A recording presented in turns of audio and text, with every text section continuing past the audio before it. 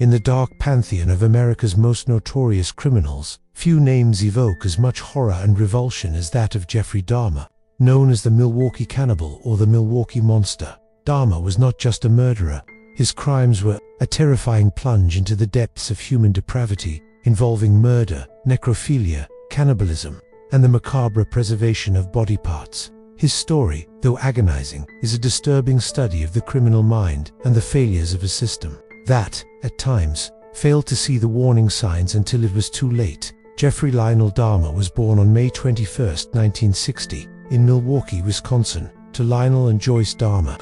His childhood was not a tale of explicit horrors, but rather a fertile ground for anomalies that, in retrospect, sound like premonitions. From an early age, Jeffrey displayed atypical social isolation and a morbid fascination with dead animals. He collected bones from roadkill, dissected them, and even tried to preserve them, a precursor to his future and grotesque obsessions. The Dahmer home was marked by family dysfunction, with parents who constantly fought and a mother struggling with mental health issues, including depression and medication abuse. This unstable atmosphere contributed to Jeffrey's growing isolation, which deepened in adolescence, where he began to struggle with his homosexuality, adding layers of shame and confusion to his already disturbed psyche. Soon, the fascination with dissection evolved into sexual and violent fantasies involving necrosis and control over the body. Alcohol abuse and, later, drug abuse became a coping mechanism and a catalyst for the suppression of his moral inhibitions. Jeffrey Dahmer's first murder occurred on June 18, 1978, just 3 weeks after his high school graduation.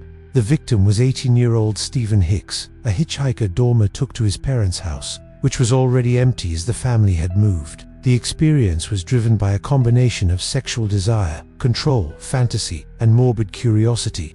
After strangling Hicks, Dahmer dissected the body, dissolved the remains in acid, and crushed the bones, scattering them in the yard. This initial act established a disturbing pattern of dismemberment and disposal, motivated by the desire to permanently possess the victim and erase the evidence. For a long period, Dahmer stopped killing, enlisted in the army, and tried to lead a normal life. But his internal compulsions and alcoholism led to his dishonorable discharge. He returned to Milwaukee and, over time, his fantasies returned with even greater intensity. Remember to like and subscribe to the channel to help us reach more people. From 1987 onwards, Dahmer's crimes escalated in frequency and savagery.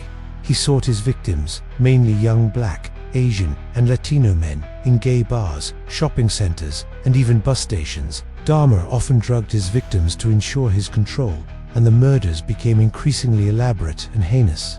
His modus operandi evolved to include necrophilia. Most victims were kept for long periods after death for sexual gratification. Cannibalism. Dahmer confessed to consuming parts of some of his victims' bodies, believing it would make him one with them or keep them somehow alive inside him. Preservation of body parts. He collected and attempted to preserve skulls, skeletons, and other body parts as trophies or for personal rituals. Dahmer's apartment in Milwaukee became a chamber of horrors, with dismembered bodies, human remains in acid barrels, and skulls on display. He also experimented with lobotomies on some victims to create obedient sexual zombies, a desperate attempt to achieve total and permanent control over them. Between 1987 and 1991, Dahmer committed most of his 17 known murders. Police negligence on at least one occasion, such as in the case of Conorak Synthesemphone, a 14-year-old minor who escaped Dahmer but was returned to him by the police, who believed Dahmer's story and did not investigate neighbors' concerns, allowed his crimes to continue.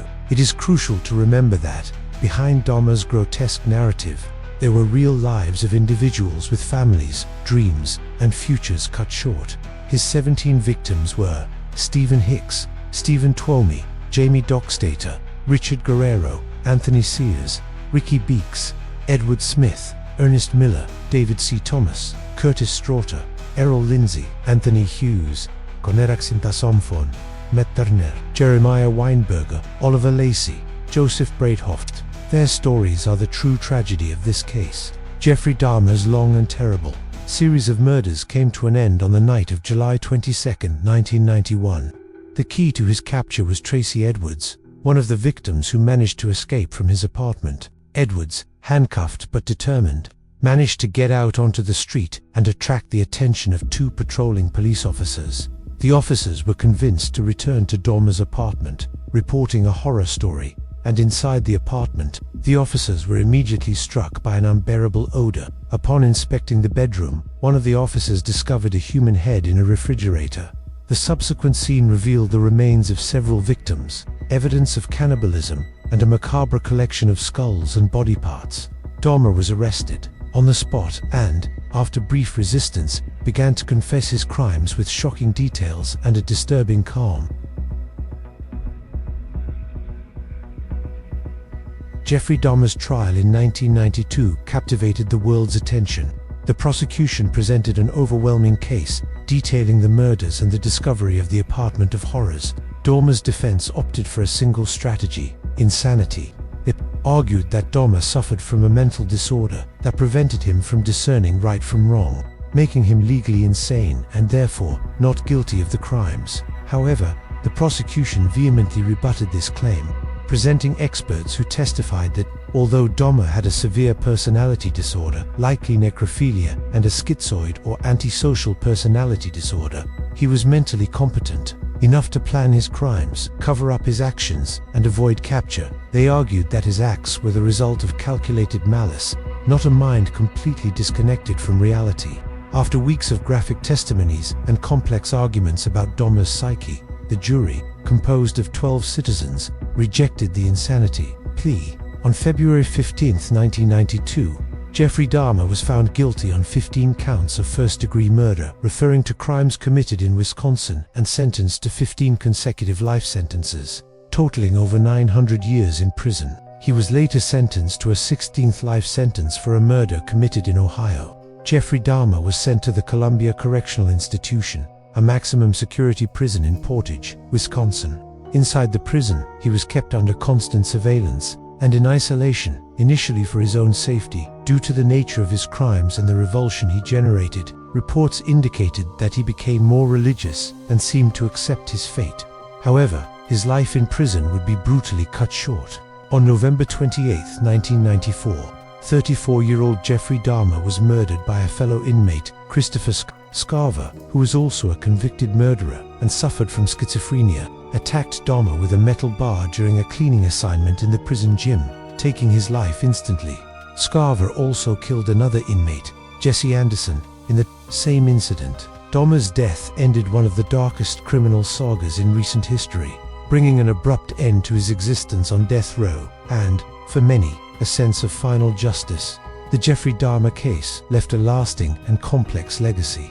It forced society to confront the depths of psychopathy and paraphilia, and led to intense discussions about the nature of evil, individual responsibility versus the impact of mental illness, and system failures. The case also exposed significant flaws in the Milwaukee law enforcement system, especially the issue of police negligence and bias that may have prevented proper investigation, given that many of the victims were black men and minorities. This led to reforms and greater police training in cultural sensitivity and recognizing warning signs in complex situations. Public fascination with Dahmer persists to this day, fueled by documentaries, books, and TV series that try to understand the inexplicable. However, it is crucial that, when revisiting his story, the focus remains on the victims and the lessons we can learn about vigilance, compassion, and the importance of not ignoring danger signs.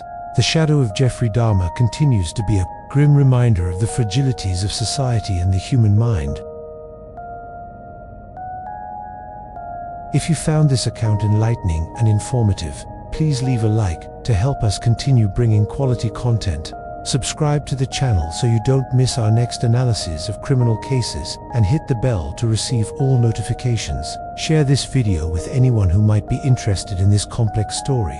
Your interaction is very important to us. See you in the next video.